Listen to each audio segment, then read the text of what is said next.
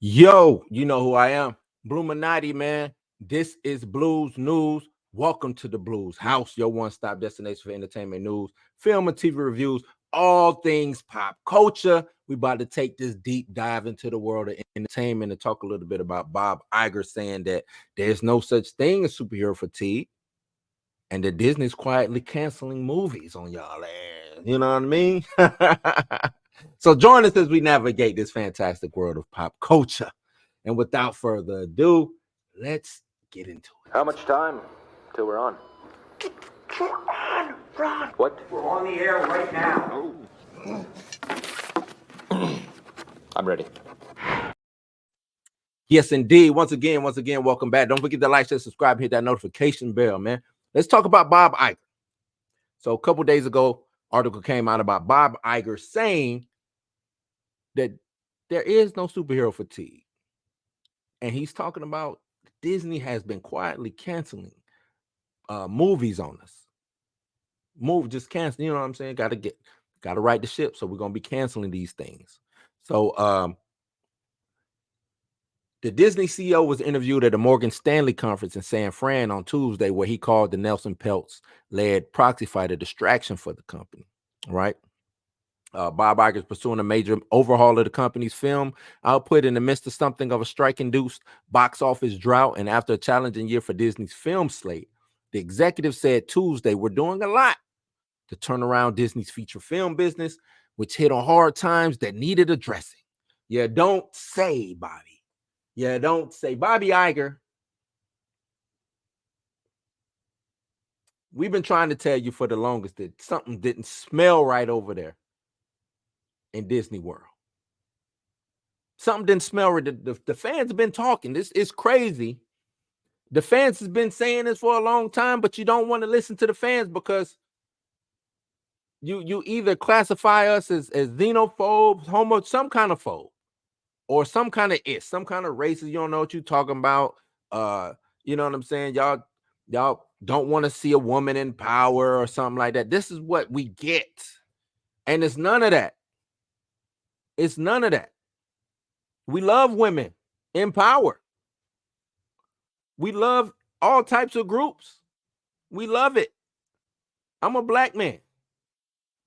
I love seeing black people on screen. Black women on screen. I don't care if they gay, trans, whatever.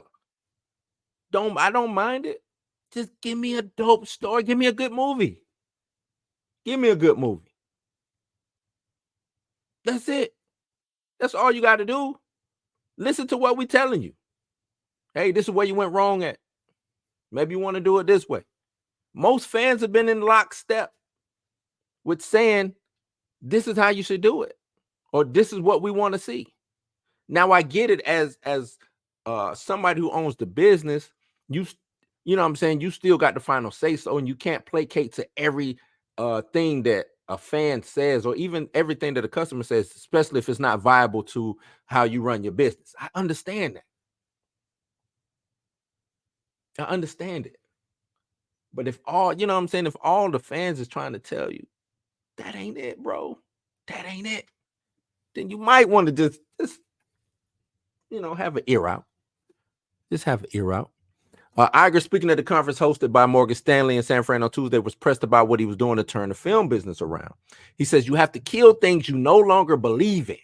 And that's not easy in this business because you either going to start it, because either you've gotten started, you have some sunk cost, or it's a relationship with either your employees or with the creative community. And he's not wrong. He's not wrong. When you got to kill things that you like, but now you no longer believe in them, it's going to cost a lot of hurt, because either you already got this film or this project up and running already. It's money involved. So now if I do cut it, or if I do shit can it, I'm going to be losing out on money. Or it's going to strain my relationship with this person who I as an actor, or as a director, or as a writer, or whoever's involved in the making of said project. They're going to be looking at me funny now, because they're going to be like, hey, look, man, this is supposed to be my project. This was supposed to be the one shot that I needed to get over the hump. And now you're taking my opportunity away from me. So I understand that. He said it's not an easy thing, but you got to make these tough calls. We've actually made those tough calls. We've not been that public about it, but we've killed a few projects already that we just didn't feel were strong enough. Iger added that he had been spending a lot of time with the creators, watching these films, giving detailed notes in these films, engaging in a respectful process that results in improvement. And he pushed back on the idea of superhero fatigue, saying that it is not an accident that Marvel's first 33 films generated just under $30 billion at the box office. I want to say it was an accident, but it wasn't an accident. You had people in there who enjoyed making films and enjoyed the characters, knew the characters, set things up so future and every, you know what I'm saying? So it all made sense. The left hand talked to the right hand. So yeah, I guess it wasn't an accident, but you got away from the things that you needed to do over there at Marvel. You quit hiring people who cared about the comic books. And you started hiring people that cared about some other shit. But we just I'm gonna use it. These other people used the comic books as a vehicle to get whatever they wanted to get out. So let's say they wanted to make a movie about whatever, and it wasn't a comic book movie, and everybody else in Hollywood has told them, no, you can't make this film. And then Marvel says, oh, but we like you as a film writer or film director. You come over and do this movie for us because we think you're a phenomenal film. And then they say, okay, I'm gonna hijack this train ride, this vehicle, and I'm gonna turn it into what I want to turn it into.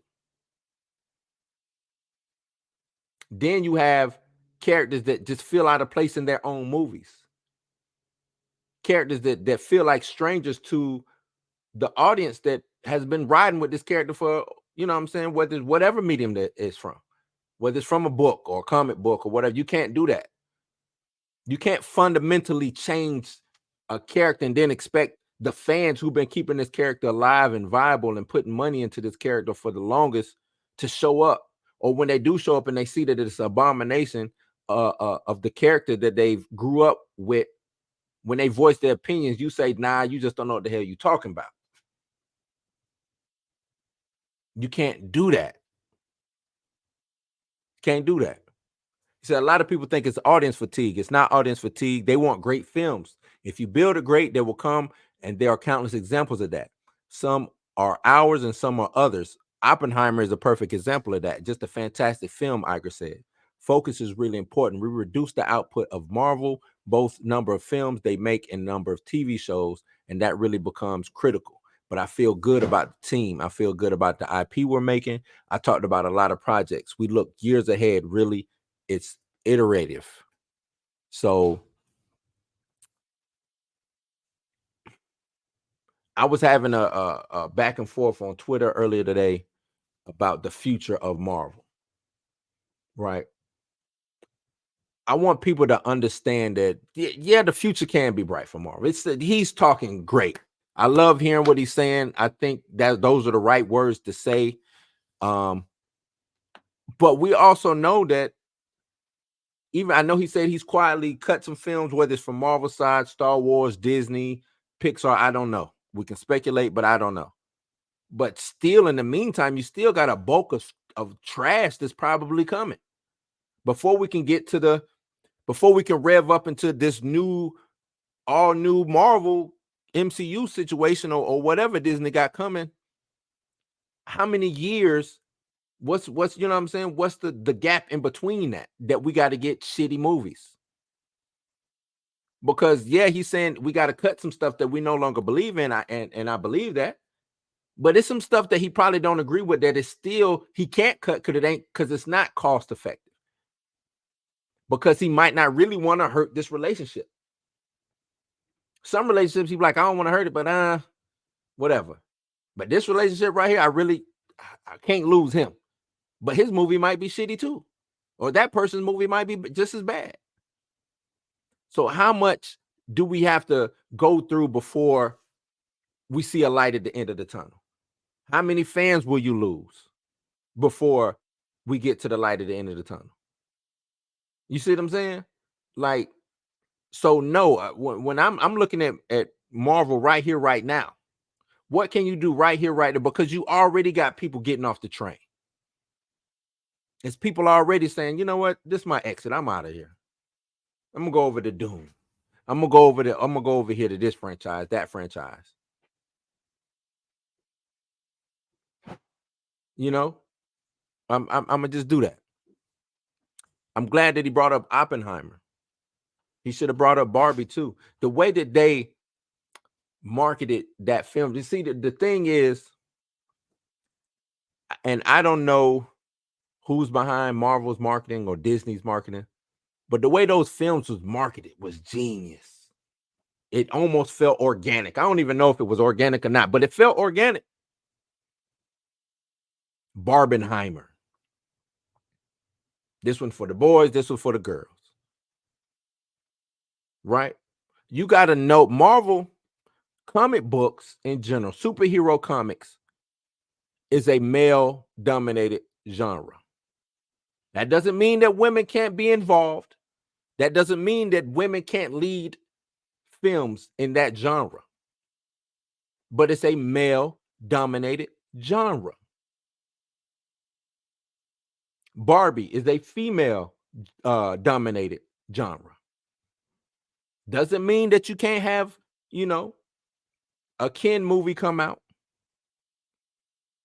But if Ken comes out, I guarantee it's going to be aimed at the women, the girls. It's not going to be aimed at men.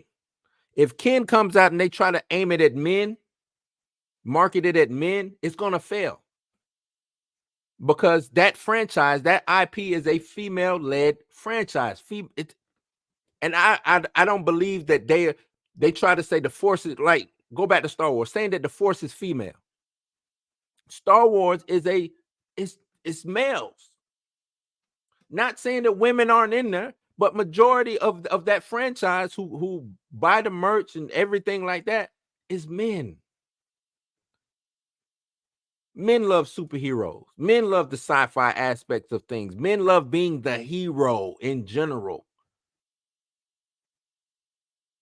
That's on a, you know what I'm saying? And not saying that women don't like being heroes, but I'm just saying, like, that's like, damn, they're embedded into a man. From a boy to a man, like, be the hero.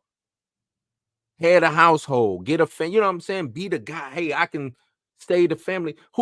That's a man thing. Superheroing is I hate to say it. It kind of sounds sexist. I don't want to sound sexist or anything because I'm not saying it in a sexist manner. I just want people to understand who to market these things to.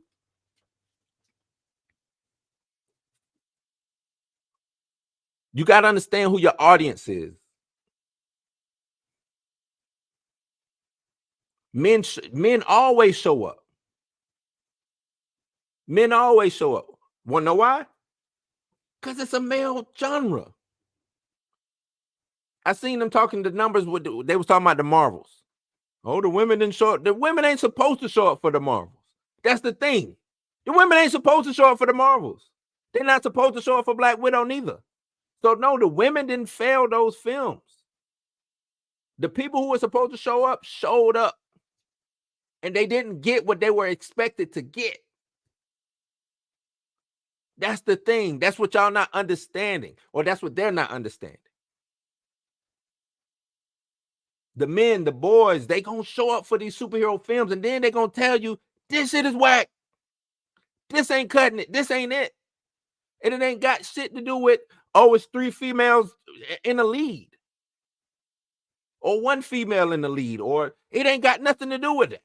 It's got to do with whether it's a good film or not.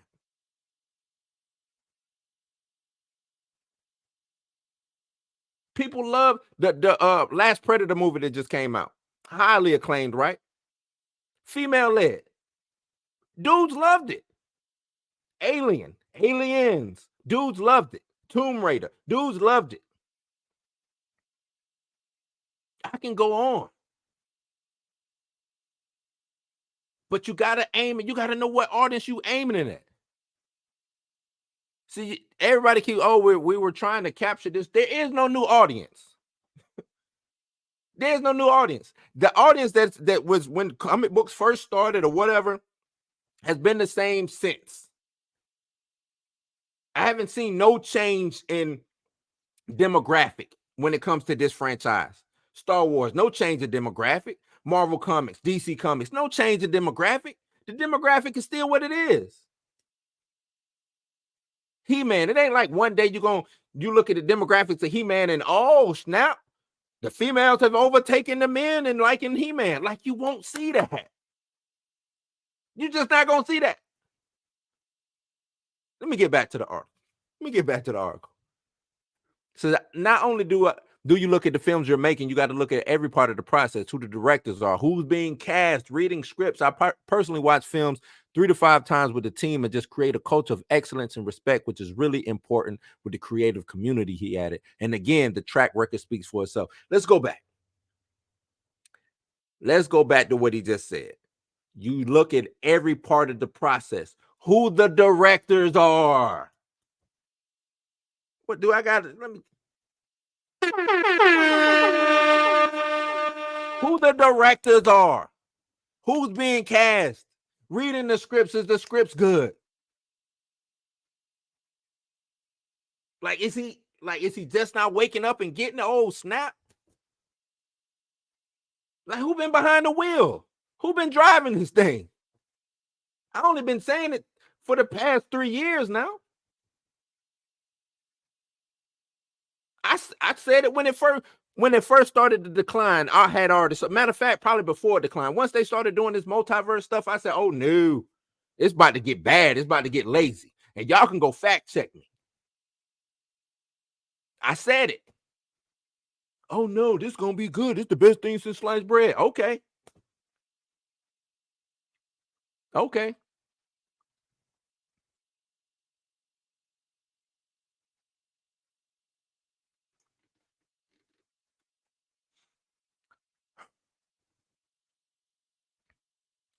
So, I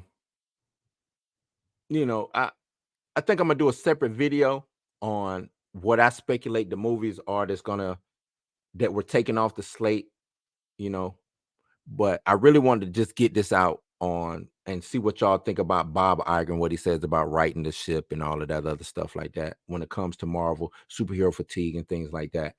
So yeah, y'all let me know in the comments down below how y'all feel about that. Do y'all feel is he just talking out the side of his neck? Do you really think he's trying to right the ship? Which one is it? Y'all let me know in the comments down below. And you know what it is, man. I appreciate everybody checking up on me, man. Don't forget to like, share, subscribe, hit that notification bell. Till next time. Peace. Yo, what's cracking, Rules House family? Hey, we come to the end of another great video. Hope you enjoyed our take on the latest in entertainment.